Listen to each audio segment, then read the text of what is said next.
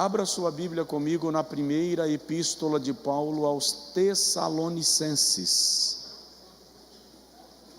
Primeira epístola de Paulo aos Tessalonicenses, capítulo de número 1. Aleluia.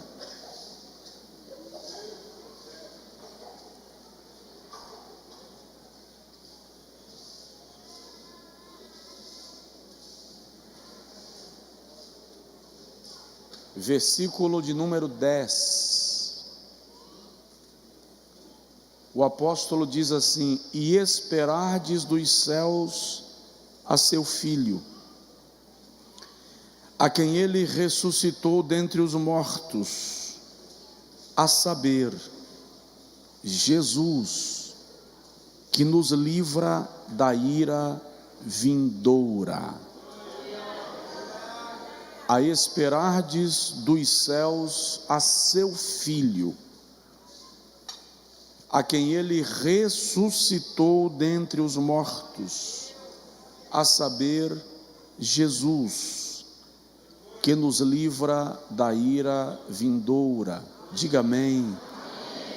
Diga comigo: eu espero a vinda de Jesus. Pode sentar, amados, por favor.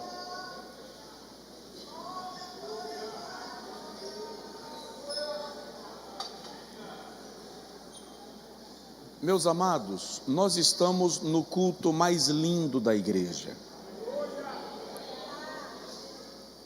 Talvez há 13 anos eu digo isto cada mês,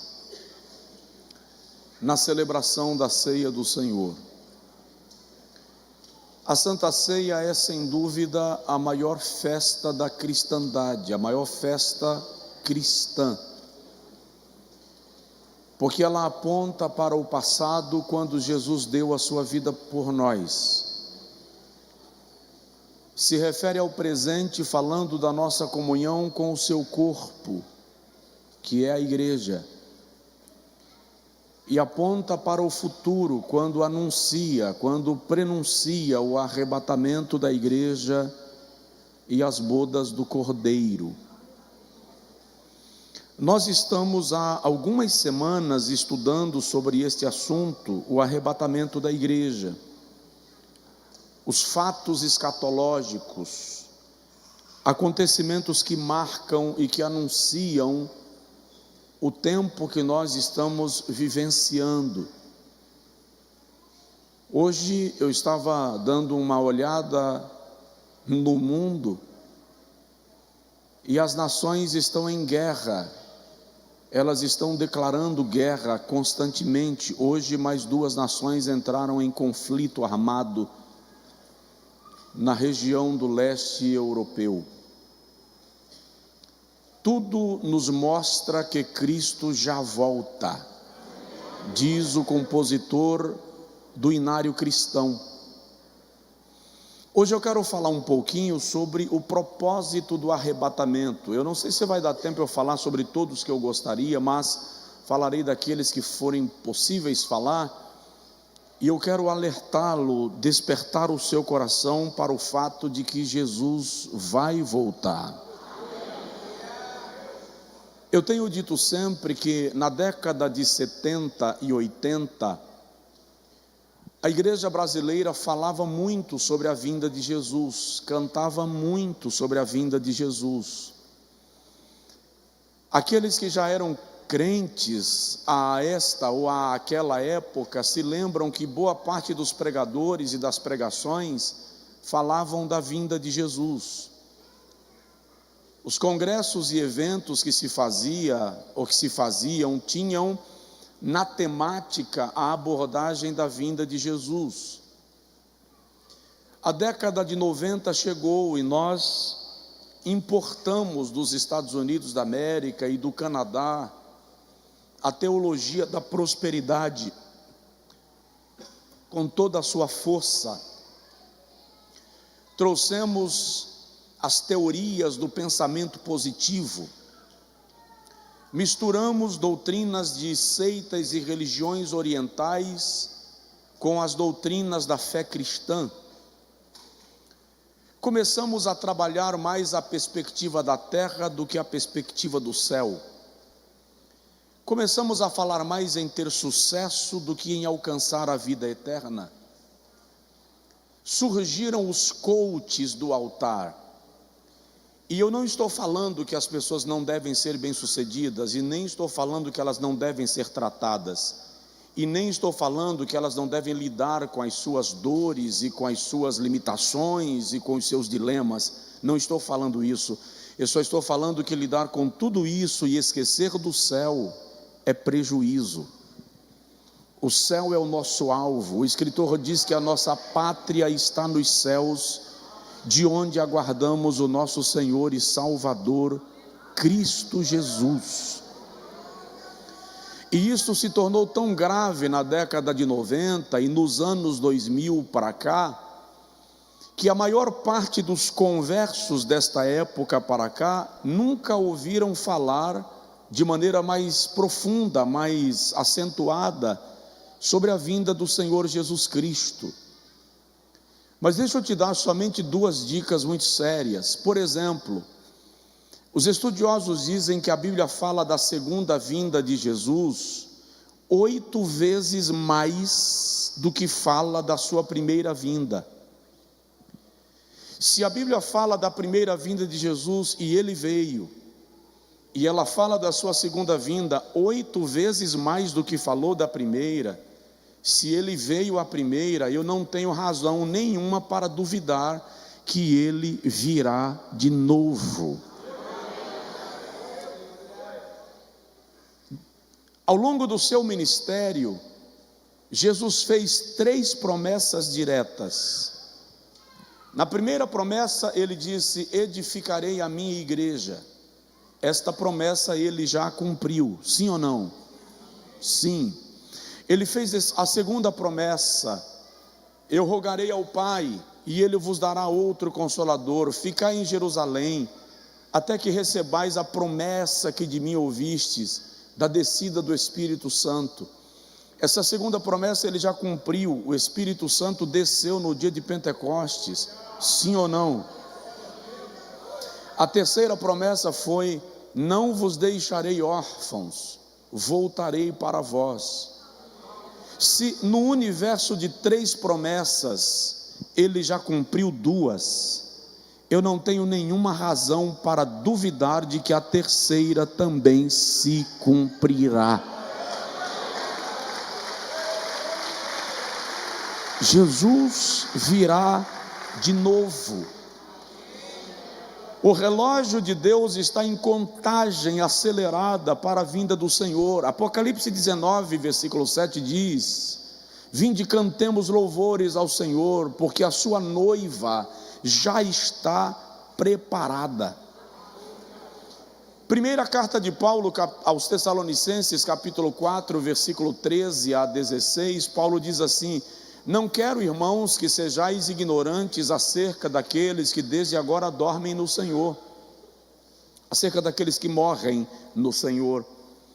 Porque se cremos que Cristo ressuscitou dentre os mortos, também cremos que aqueles que desde agora dormem no Senhor, Deus os tornará a trazer com Ele.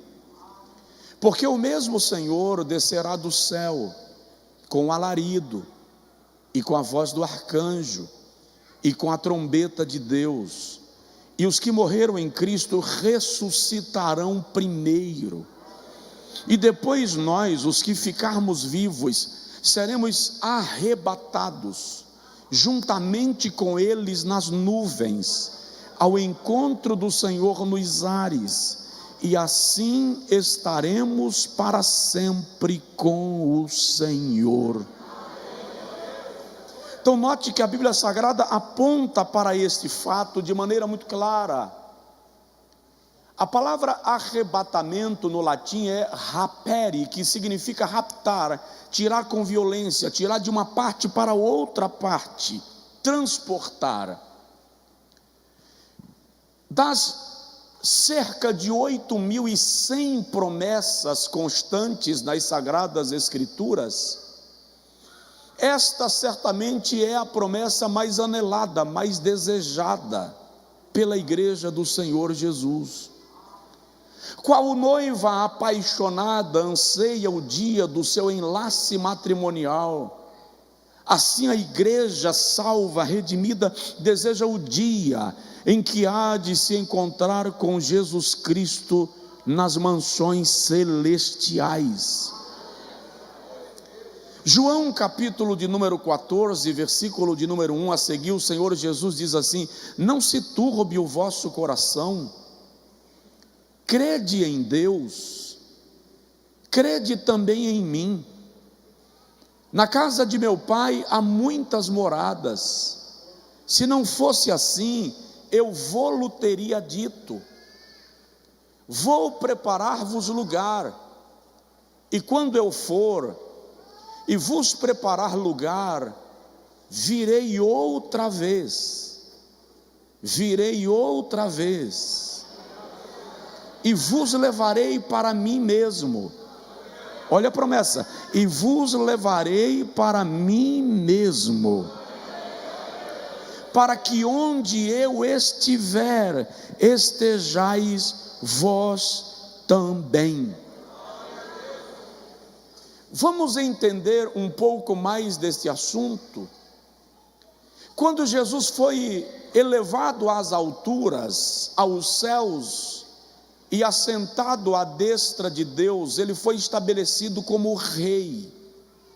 Ele é o Rei dos reis e o Senhor dos senhores. Estevão, na hora da sua morte, viu Jesus em pé à destra do Todo-Poderoso. O escritor da epístola aos Hebreus, no capítulo 1, versículo 3, diz que Jesus está sentado à destra de Deus. Alguém já disse que teve uma visão, que o pai olhou para o filho e disse: vai buscar a igreja, está muito feio lá embaixo. E o filho disse: não, agora não, pai, segura aí um pouquinho que tem mais gente que eu quero salvar. Eu preciso que você entenda a minha limitação de raciocínio. Eu não consigo acreditar que seja assim. Há um tempo estabelecido. Jesus disse aos apóstolos em Atos capítulo de número 1, versículo de número 6: não vos compete saber o tempo e as estações que o Pai estabeleceu por seu próprio decreto. Há um tempo determinado. Quando este tempo se cumprir,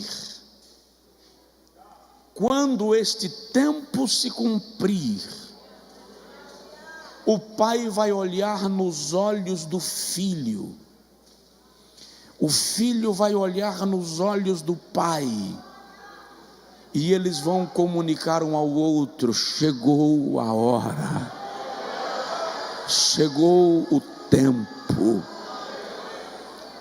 O Espírito Santo que age, que opera, que habita na igreja, vai mover o coração dos salvos em toda a terra.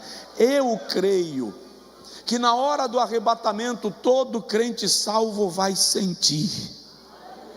Você vai estar ao volante do caminhão, ao volante do ônibus, no andaime de pedreiro, no escritório, no consultório, no seu trabalho, na representação, onde você estiver, e vai dar aquele gozo extraordinário da presença de Deus na tua alma, e você vai começar a falar em línguas celestiais.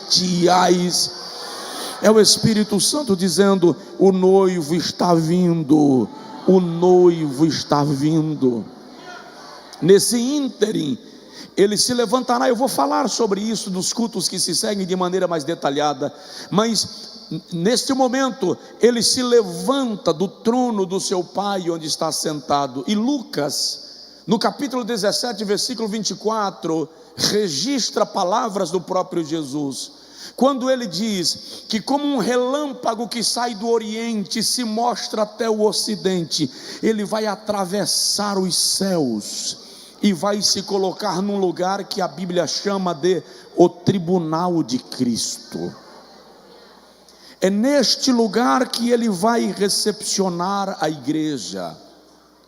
Quando Paulo escreve aos Coríntios, capítulo de número 5, versículo 8, bem como aos Romanos, no capítulo de número 15, versículo de número 10, o apóstolo Paulo declara que todos nós, Romanos 14, 10, todos nós haveremos de comparecer ante o tribunal de Cristo.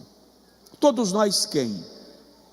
Todos nós os que formos arrebatados, todos nós a igreja salva de todas as épocas, de todos os lugares. Para que é o tribunal de Cristo, irmão Josué? O tribunal de Cristo é para julgar as obras dos salvos, não para condenação, mas para galardão. É o lugar da recompensa, é o lugar onde o Senhor vai coroar os seus. Olha o que ele diz: eu venho comigo, eis que cedo venho, e comigo trago o meu galardão, para dar a cada um segundo as suas obras. É neste lugar que ele vai recepcionar a igreja. O Espírito Santo é o amigo amado do noivo. O Espírito Santo é o adorno da igreja, a noiva. É Ele quem nos conduz na trajetória da vida e da fé cristã. No momento do arrebatamento da igreja, é o Espírito Santo quem vai levar a igreja ao encontro de Jesus. Sabe quando tem um casamento, que alguém vem trazendo a noiva para apresentar ao noivo? É o Espírito Santo que vai fazer esse trabalho de levar a noiva ao encontro de Jesus e entregá-la ao Senhor Jesus. Quero que você compreenda isto, que a Bíblia diz em Mateus capítulo de número 24, versículo 42 a 44, que Jesus virá como um ladrão. O que isso significa? Sem aviso prévio, sem anúncio pré-anunciado, ninguém vai saber a hora. Diga para o seu vizinho: não dá para saber a hora. Qualquer profecia, qualquer pregação, qualquer texto, qualquer previsão que estabelece a data da vinda de Jesus é herética, é indigna de confiança. Toda a Sagrada Escritura revela que o tempo, o dia e a hora ninguém sabe. Ele não revelará. Quer saber? Pode ser hoje à noite, pode ser antes que termine esse culto de ceia. O evangelista Lucas, no capítulo 17, versículo 34 a 36, registra palavras do Senhor Jesus que nos ensinam uma lição. Jesus diz assim: 2 estarão na cama, um será tomado e outro será deixado. 2 estarão no moinho, uma será tomada e a outra será deixada. 2 estarão no campo, um será tomado e o outro será deixado. Esse ensino nos ensina pelo menos 2 fundamentos, 2 verdades importantes sobre o arrebatamento da igreja. Primeiro, nos ensina que Jesus virá ao mesmo tempo para todos os crentes em todos os lugares. A diferença é que 2 estarão na cama, noite. 2 estarão no moinho, manhã. 2 estarão no campo, tarde.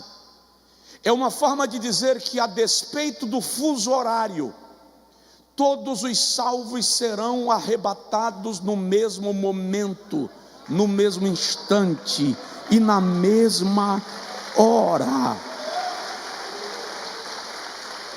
Segunda verdade, aponta para o estado espiritual de muitos. 2 estarão na cama, crentes que estão adormecidos. 2 estarão no moinho, crentes que estão produzindo para o reino.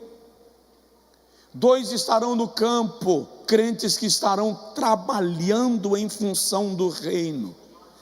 Dá um toque no seu vizinho e pergunta para ele: em que condição você está? Em que condição você está? Vamos analisar nas Sagradas Escrituras que o Antigo Testamento traz para nós. Veja se parece com o nosso tempo. O Antigo Testamento traz para nós 3 grandiosíssimos sinais da vinda do Senhor Jesus. Noé viu a destruição da sociedade. Jó viu a destruição da família. Daniel viu a destruição da fé dos seus compatriotas. Estamos vivendo num tempo claramente onde a sociedade está sendo dilacerada, a família está sendo destruída e a fé está sendo abandonada, apostatada. Jesus está voltando. A igreja precisa estar pronta. Mas como eu vou falar de tudo isso de maneira mais detalhada nos cultos que se seguirão, e eu acho que você não deveria perder, eu gostaria de falar muito rapidamente hoje sobre os 7 propósitos do arrebatamento. Vai dar tempo de falar sobre os 7? Não sei, se não der eu paro.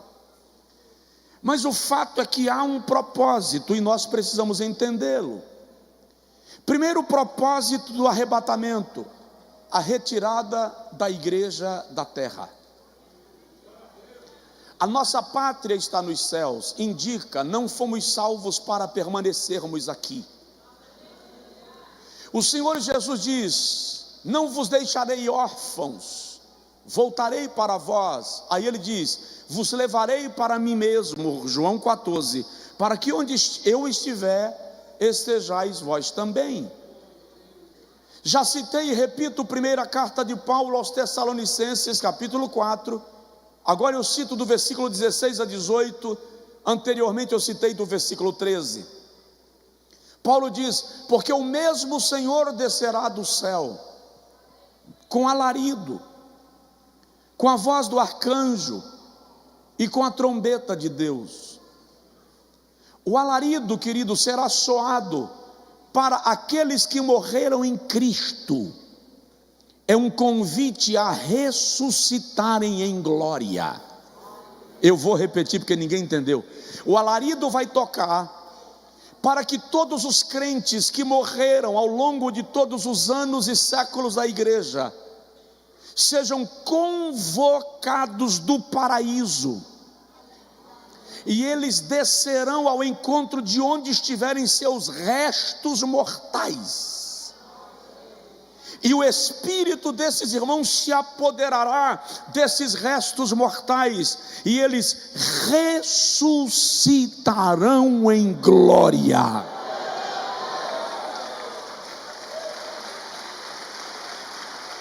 Paulo explica isso aos Coríntios na primeira carta. Ele diz: é sepultado corpo corruptível, ressuscitará corpo incorruptível. 1 Coríntios 15, 42. É sepultado corpo material, será ressuscitado corpo espiritual. É sepultado corpo em ignomínia, e será ressuscitado o corpo em glória, em poder. A voz do arcanjo será tocada para Israel. É um anúncio para a nação de Israel que chegou o tempo em que Deus voltará a tratar com eles. A 70ª semana se abrirá e Israel volta a conversar com Deus, e Deus volta a conversar com Israel. A trombeta de Deus será tocada para a igreja viva.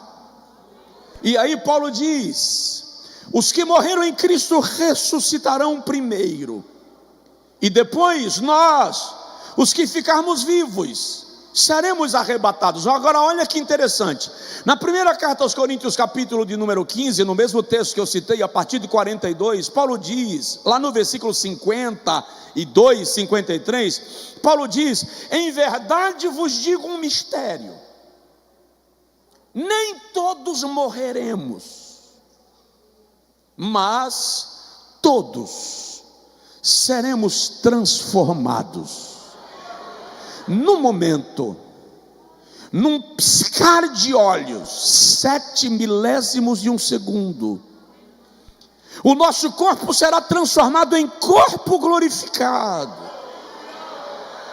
O marido vai estar na sala conversando com a esposa, assistindo um jogo do futebol e conversando com ela, e quando ele olha para ela, ela simplesmente resplandeceu e desapareceu de diante dele.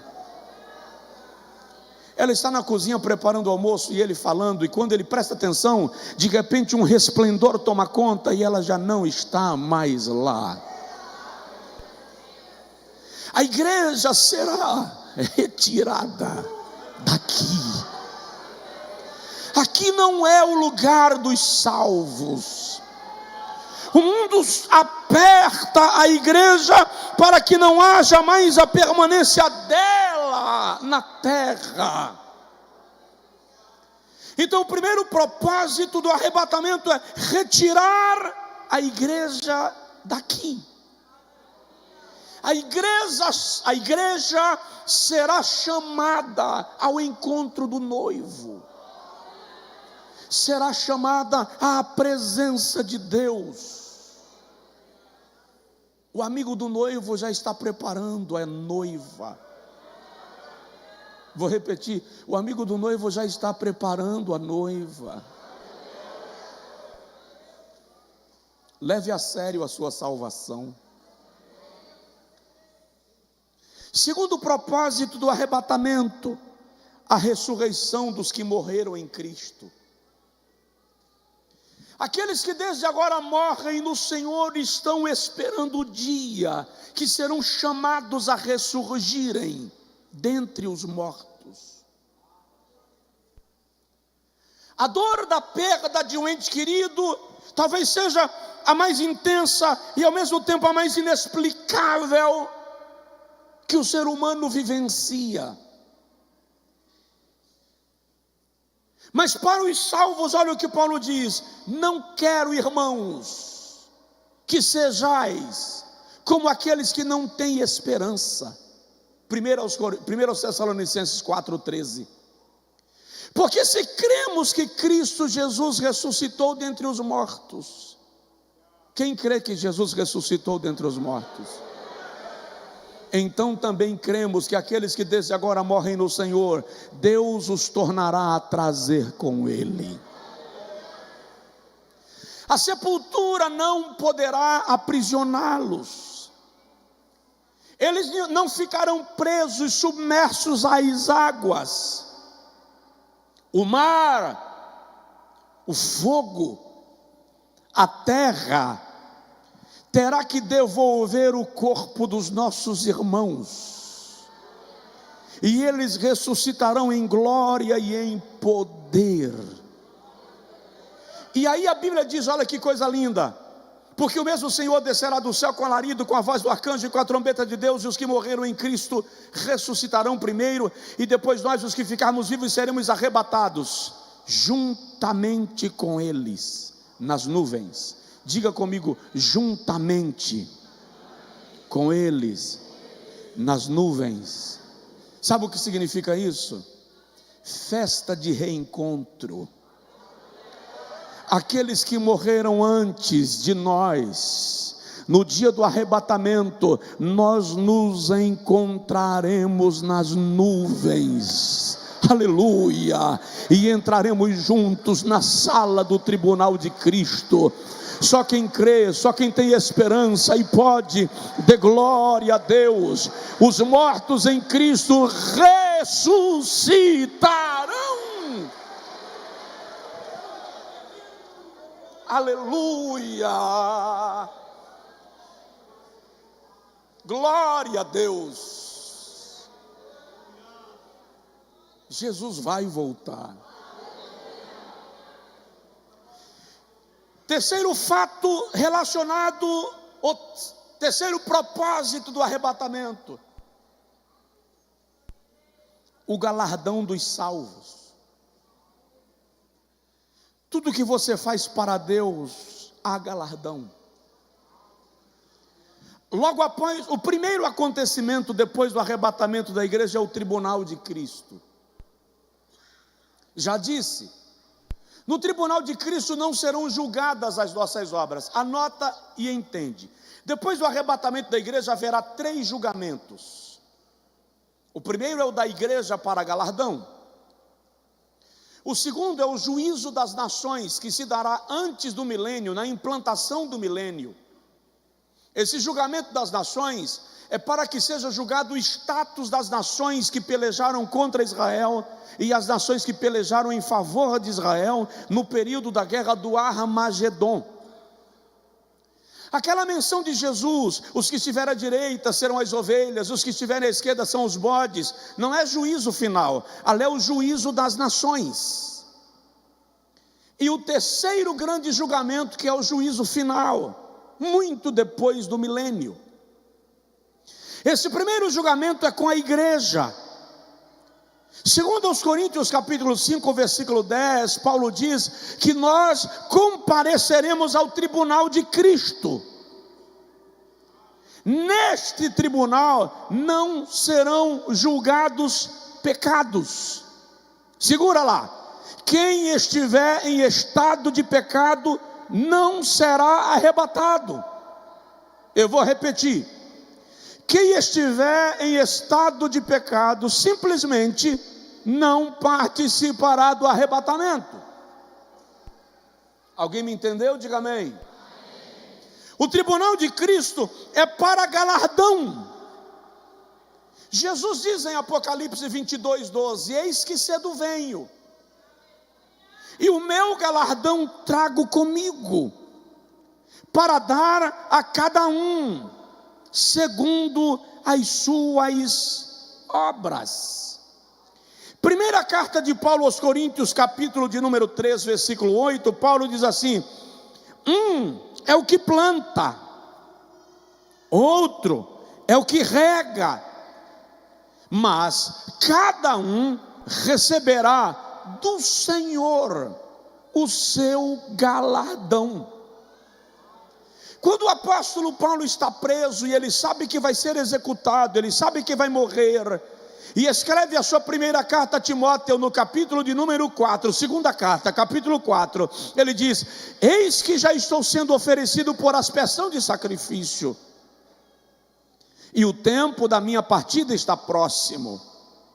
Combati o bom combate, acabei a carreira, guardei a fé, e desde agora a coroa da justiça me está guardada, a qual o justo juiz me dará, e não somente a mim, mas a todos quanto amarem a sua vinda.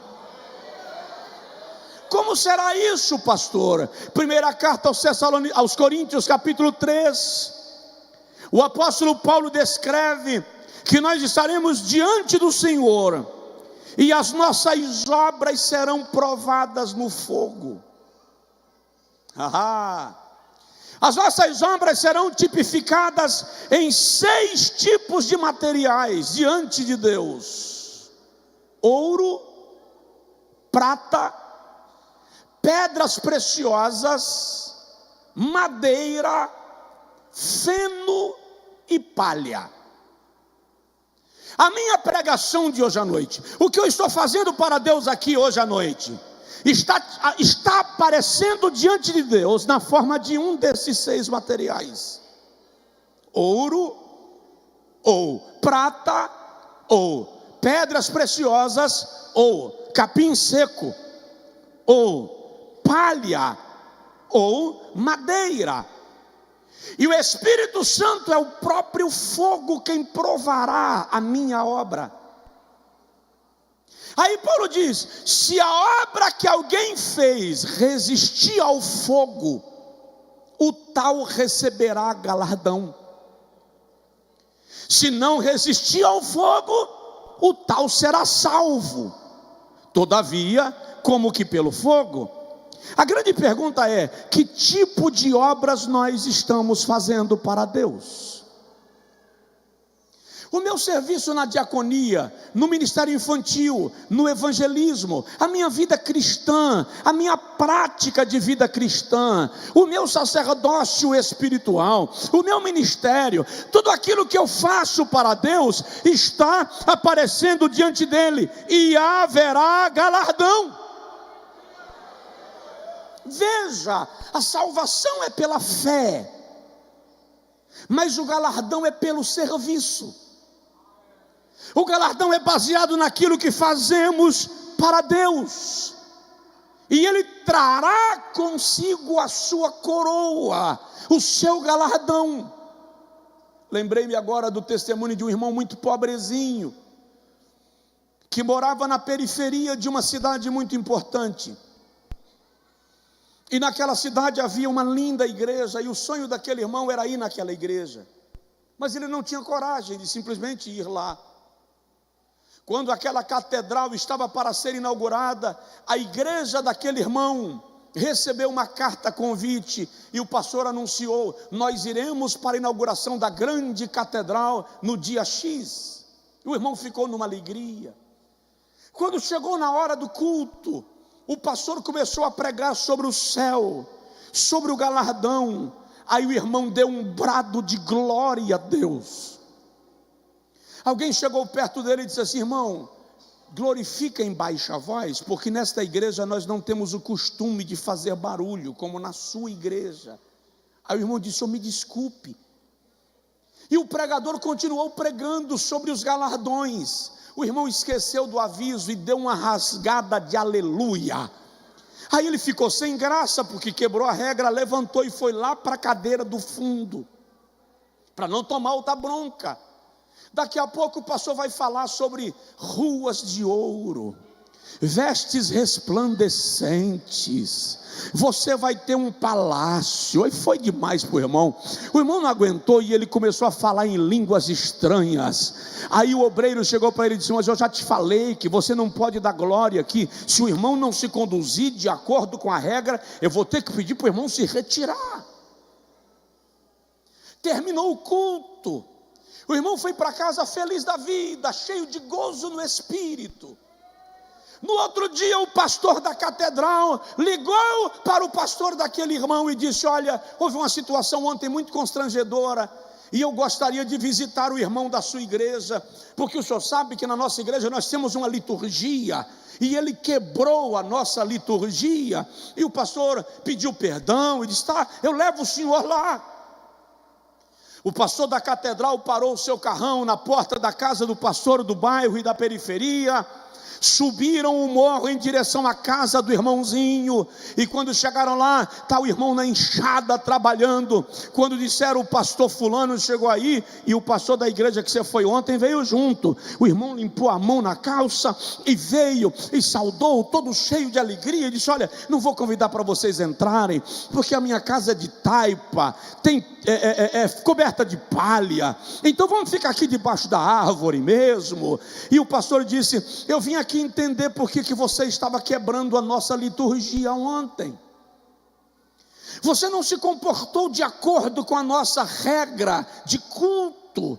O irmãozinho disse: ô pastor, o senhor me perdoa, mas presta atenção, eu estou usando um chapéu de palha, eu não tenho nem dinheiro para comprar um chapéu de couro, e o meu chapéu de palha já está rasgado, e o senhor falou ontem que em vez de me dar um chapéu, Jesus vai me dar uma coroa de glória.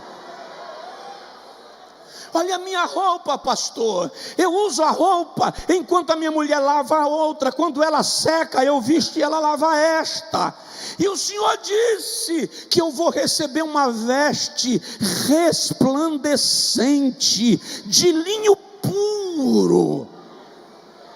A casa que eu moro, pastor, é de taipa, de barro batido. À noite, ratos e baratas caminham por entre as suas palhas. E o Senhor disse que eu vou morar num palácio de ouro puro. Como é que eu fico calado, pastor? E o pastor disse: meu irmão, você tem razão para dar glória a Deus mesmo. Glorifique ao Senhor. Ei, se você tem razão para dar glória, então não fica calado. Você tem esperança. A tua pátria está nos céus. Só quem pode dar gritos de glórias e louvores ao nome de Jesus. Nós seremos galardoados. Tem gente que não está entendendo isto. Eu sei que eu estou pregando e tem gente que está em outra linha, em outra rua, está em outro planeta. Gente para quem a glória é na terra. Gente para quem a conquista da salvação é aqui.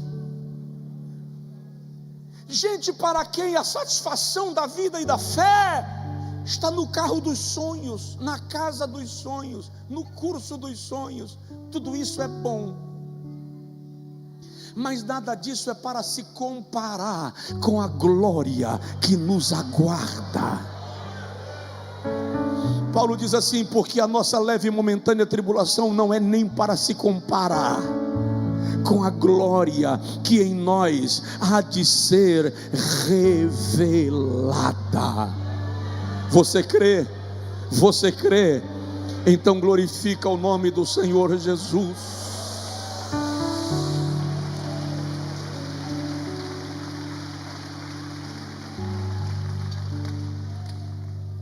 Quarto propósito do arrebatamento: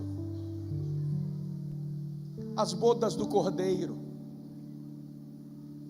Após o arrebatamento haverá o tribunal de Cristo, onde nós receberemos galardão. Agora você já está galardoado, vestido com vestes talares e resplandecentes.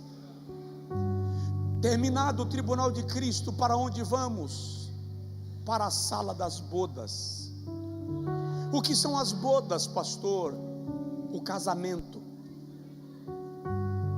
É o lugar onde a noiva agora se torna esposa.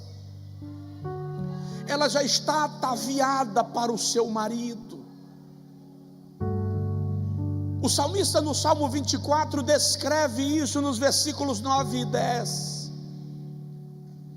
No versículo 7 e 8 ele fala da entrada de Jesus nos céus após a sua ressurreição. No versículo 9 e 10 ele fala da chegada de Jesus com a igreja para as bodas do Cordeiro. No versículo 7 e 8, quando Jesus ressuscita e ele é assunto aos céus, quando ele pisa nos portais da eternidade, os anjos começam a cantar: levantai, ó portas, as vossas cabeças, levantai-vos, ó entradas eternas, para que entre o Rei da Glória. E as vozes do coral vão perguntar: quem é este Rei da Glória? As primeiras vozes vão responder: o Senhor que venceu a batalha, o Senhor poderoso na batalha. Ele é o Rei da Glória. Já se cumpriu. Mas quando a igreja sair do tribunal de Cristo, e agora ela vai entrar nos portais eternos com Ele. A igreja é a grande surpresa no céu. Num casamento, não importa quem seja o celebrante, o quão importante ele é. Quando o celebrante chega, os convidados permanecem nos seus lugares. Não importa a postura, a estatura, a grandeza do noivo, todos permanecem no seu lugar, porque o noivo já está lá. Mas quando a noiva chega, os convidados se levantam, Quando a orquestra nupcial começa a tocar, os convidados se levantam. Quando a igreja pisar nos portais da eternidade junto com o noivo, os anjos vão cantar e vão dizer: levantai, ó portas, as vossas cabeças. Levantai-vos, ó entradas eternas, para que entre o Rei da Glória. E as vozes vão perguntar: quem é este Rei da Glória? E o coral vai responder: o Senhor dos Exércitos. Ele é o Rei da Glória. Aleluia! Você estará lá.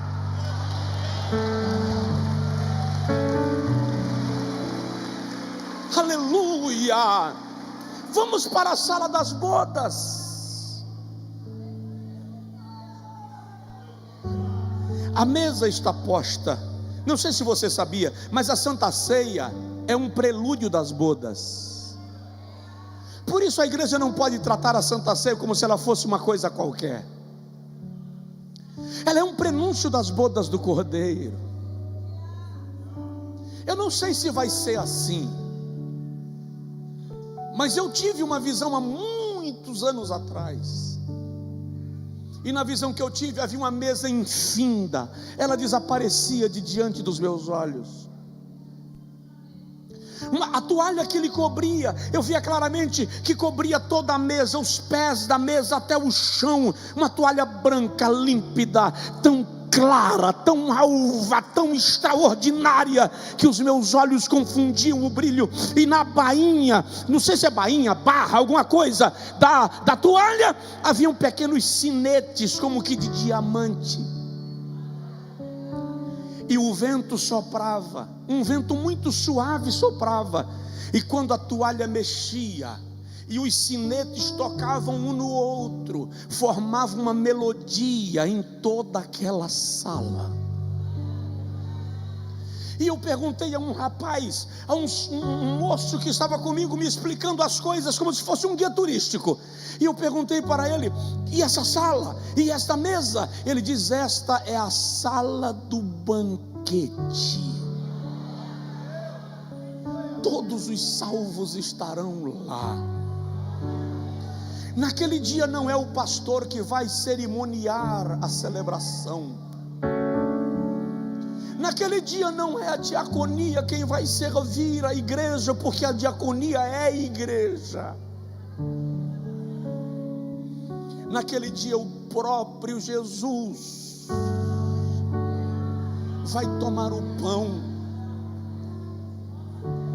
Que pão? Onde foi feito? Tem que ser pão celestial. O pão que Elias comeu no deserto, que o anjo trouxe assado em brasas. O pão que os anjos serviram a Jesus no deserto depois da tentação. O maná que Israel comeu no deserto na sua trajetória.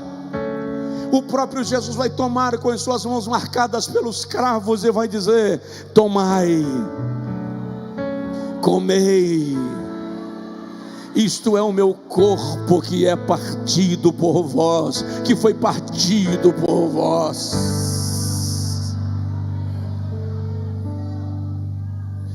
E o cálice, ele fez uma promessa aos apóstolos.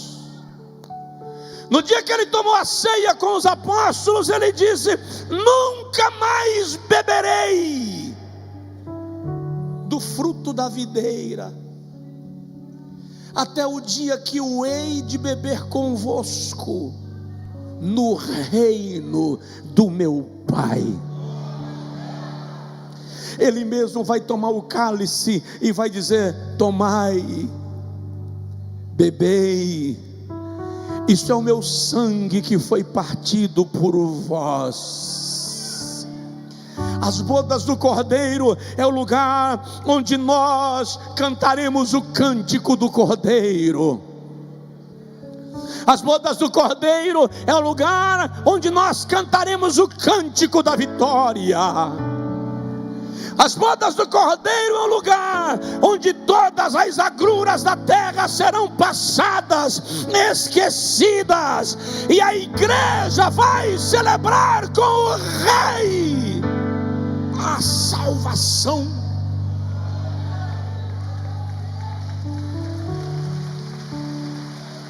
Aleluia!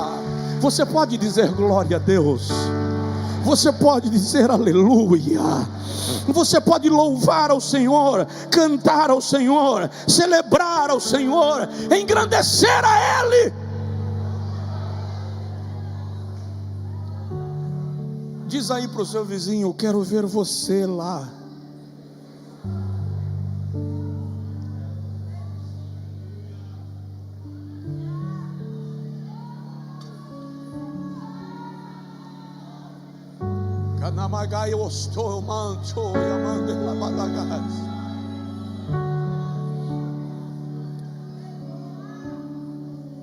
Por isso que o escritor diz: lá não haverá mais dor,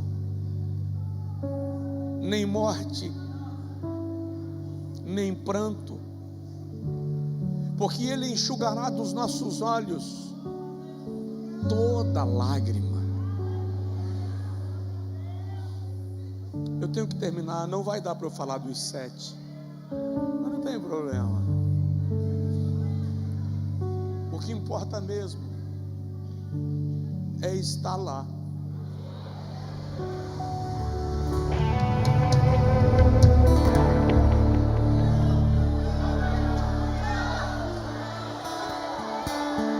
O próximo tópico que eu falaria seria a apresentação da igreja aos habitantes do céu. Jesus vai lhe apresentar no céu, sabia? Ele vai chegar para o Pai e vai dizer assim: Pai, aqui o Micael, ele confessou meu nome diante dos homens, eu quero declará-lo diante do Senhor e de todos os anjos.